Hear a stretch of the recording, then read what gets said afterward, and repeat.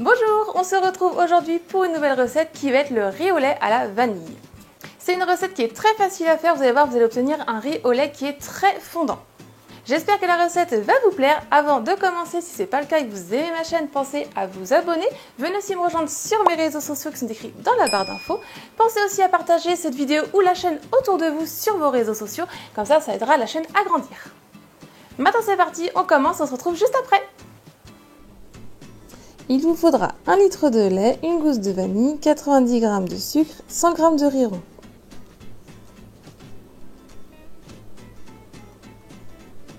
Je commence dans ma casserole par venir verser le lait.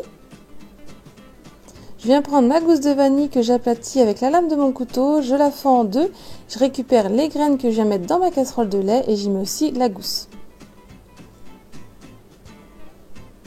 Je viens y mettre mon sucre en poudre et je vais mélanger un petit peu, je vais mettre sur le feu fort pour que ça vienne à ébullition.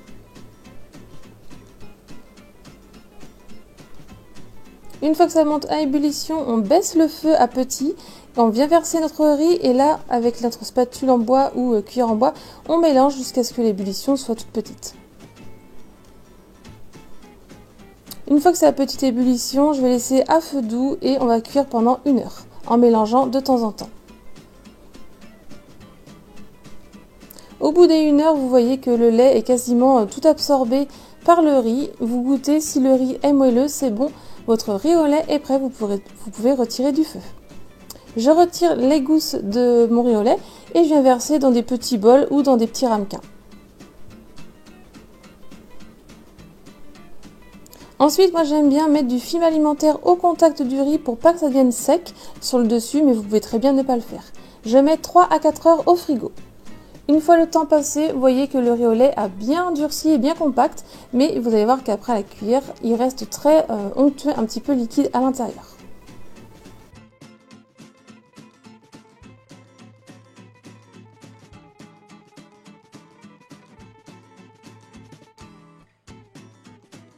La recette est terminée, j'espère qu'elle vous a plu. Si c'est le cas, mettez un petit pouce en l'air à la vidéo. Dites-moi en commentaire ce que vous en avez pensé.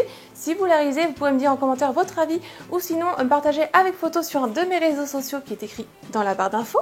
Et si ce n'est pas encore fait et que vous aimez ma chaîne, pensez à vous abonner. Et moi je vous dis à très vite. Bye!